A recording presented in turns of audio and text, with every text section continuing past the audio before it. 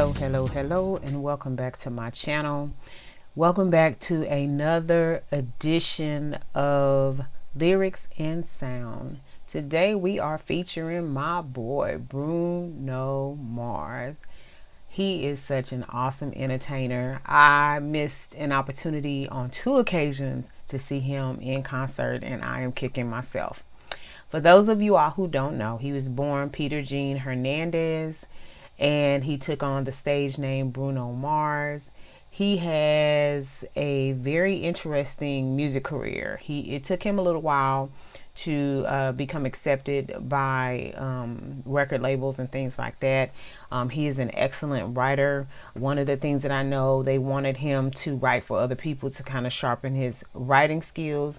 But eventually he did land a contract and started releasing albums, and he released his very first album, the Doo-wops and the Hooligans. Then he released the Unorthodox Jukebox after that, and of course everybody knows about 24 karat magic. OMG. Yes, he is okay, let me stop. Anyway, I digress. I discovered Bruno a lot later than most people because I was so hung up on Prince. And when Prince passed away, my husband found that I was really searching for another artist to get to know, to really, I listen to other music, but I didn't listen to people the way that I listened to Prince. I studied him. And so one day my husband, he came in the house and he played this song for me, and he said, I really want you to listen to it and pay attention to it. And it was Gorilla. That song has so many sexual undertones. I was like, OMG, what are you saying? But that is what caught my attention with Bruno Mars. So from there, I just really started going back to like Amazon Music and listening to like the music on his other CDs. And then when he released 24 Karat Magic, oh my goodness, what can I tell you? Versace on the Floor, 24 Karat Magic all by itself is just the bomb. But the song that I just play, I can listen to that one song in rotation over and over and over again, is Versace on the Floor. And then when he released the video that goes with the song, oh my goodness, I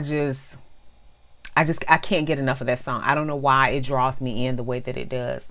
And then there was some talk a while back about Bruno Mars playing Prince in like a Lifetime story or something like that. I guess the story, they wanted to tell, the story of Prince's life. And, quite a few people have written books about Prince and things like that.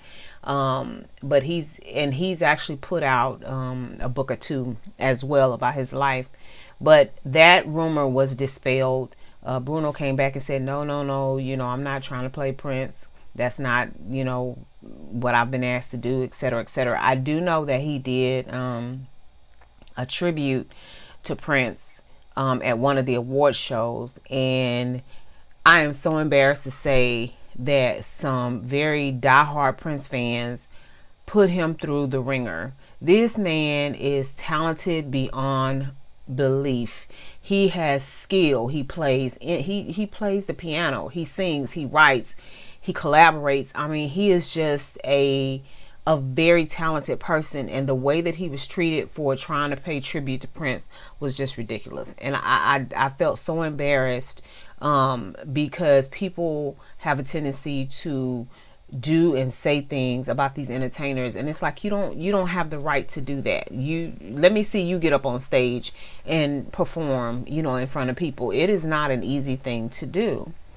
But anyway, the other thing that I wanted to share that I learned about Bruno Mars is that I remember when I first started studying his music and just trying to see what he was all about, I read a lot of stories about his drug addiction and some of the things. Let me just put this out there like that. Bruno is a bad boy, and your girl is into bad boys. I don't know what it is, but bad boys are so attractive to me for some odd reason. And it's like the more I read about his story, and no, you don't want to glorify drug use and getting arrested and all that kind of stuff, but it's just something about hearing that side of his life and then looking at him and seeing him perform on stage, and it's like, oh my goodness, can I have just a little bit of that, just a little bit of that.